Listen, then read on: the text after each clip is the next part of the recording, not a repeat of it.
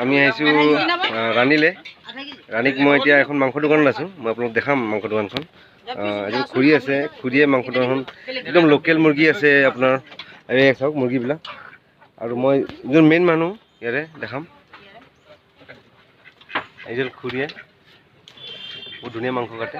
হাঁহ আছে, গাহৰি আছে আৰু লোকেল মুৰ্গী পাব, আপুনি ব্ৰইলাৰ পাব।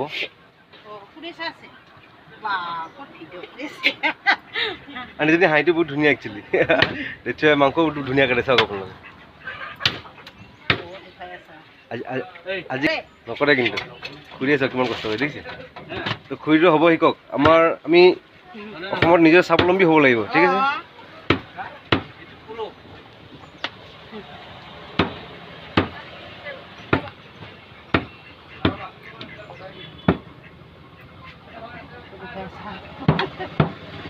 গাহৰি পুৰা হয়, শুকাইছে।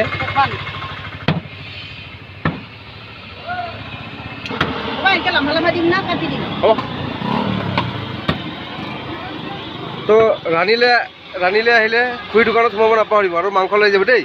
2 কিলো লয়, 3 কিলো লয়, যিমান লৈ যাব খুৰী ডিছকাউণ্ট দিব, ঠিক আছে। আজি মই এড্ৰেছ দি দিলোঁ ইউটিউবত।